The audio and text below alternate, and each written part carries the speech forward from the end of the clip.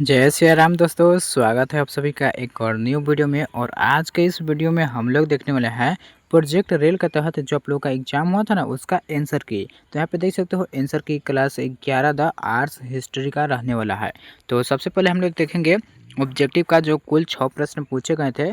तो प्रश्न संख्या 1 का हो जाएगा आपको ऑप्शन नंबर डी 1664 ईस्वी में। 2 का हो जाएगा आपका ऑप्शन नंबर सी 1911 ईस्वी में।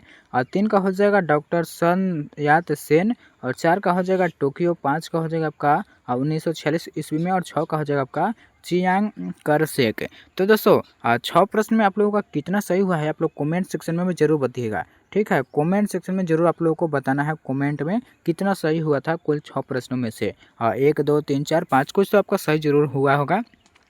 तो चलिए हम लोग देख लेते हैं खंड बी की तरफ जो कि दिया गया है। और 7 नंबर का है तो 1868 ईस्वी में। और 8 का हो जाएगा डॉक्टर सत्ययान सेन के सिद्धांत राष्ट्रीयता, विदेशी प्रभुत्व से मुक्ति और एकता।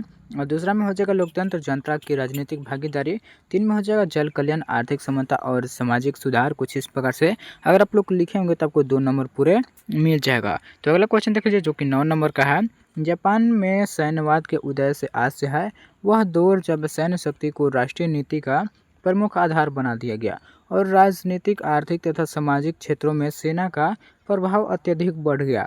यह स्थिति विशेष रूप से मेइजी काल 1868 के बाद शुरू हुई और द्वितीय युद्ध 1939 से 1945 तक चरम पर पहुंच गई थी। तो चलिए अगला क्वेश्चन देख लेते हैं जो कि 10 नंबर का आंसर है। 19वीं सदी में ब्रिटेन और चीन के बीच लड़े गए युद्ध थे। ये युद्ध मुख्य रूप से व्यापार, खासकर अफीम के व्यापार को लेकर हुए थे। इस संघर्ष ने चीन के इतिहास और उसके विदेशी संबंधों का गहरा असर डाला था। तो चलिए अब हम लोग अगला देख लेते हैं जो कि है सेक्शन सी का, जो कि दोस्तों यहाँ से आपका 4 नंबर एक प्रश्न पे मिलेगा। तो 2 प्रश्न यहाँ पे दिया गया है। तो देख लीजिए 11 नंबर का है। चीन की क्रांति का कारण था जनसंख्या में वृद्धि, अकाल और बाढ़, दयनीय आर्थिक दशा, विदेशी प्रभुत्व के विरुद्ध असंतोष और पश्चात शिक्षण संस्थान का प्रभाव।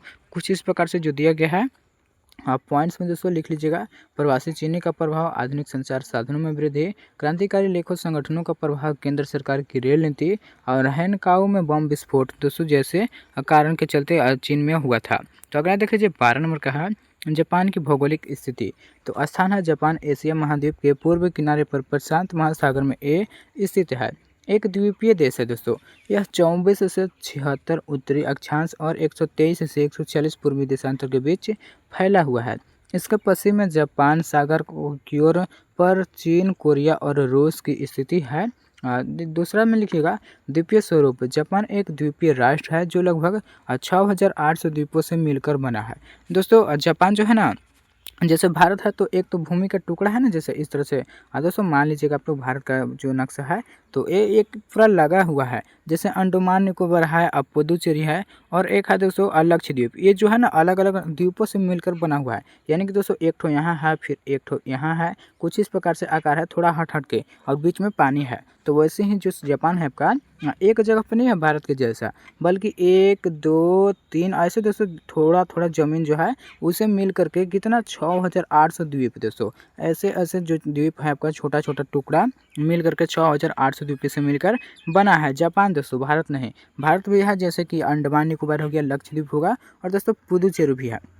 पुदुचेरी है तो इसके 4 मुख्य द्वीप है। होकाइडो उत्तर में है, होन सबसे बड़ा और मध्य भाग है, कोकू छोटा दक्षिणी मध्य में है, क्यों दक्षिणी में है दोस्तों। यानी कि जो बड़ा बड़ा जो जैसे हर जगह एक के बराबर इतना ही थोड़ी होगा। जैसे मान लो एक यहाँ हो गया तो इतना ही थोड़ी होगा, कहीं इससे बड़ा हो जाएगा, कहीं इससे भी छोटा हो जाएगा। जो द्वीप है 6800 उसी से मिलकर जो है उन सभी का अलग अलग नाम रखा गया है। तो अगला देख लीजिए 3 नंबर का है पर्वतीय भूभाग। जापान के लगभग 70% क्षेत्र जो है पर्वतीय है। यहाँ का लगभग सबसे प्रसिद्ध पर्वत है फूजी पर्वत है, जो जापान का सबसे ऊंचा पर्वत और एक निश्चित ज्वालामुखी है।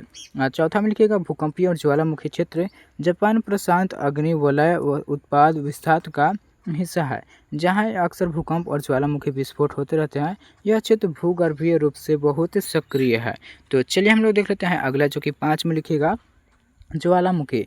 जापान की जलवायु उष्णकटिबंधीय से लेकर देख सकते हो गीता शोषण तक पाई जाती है।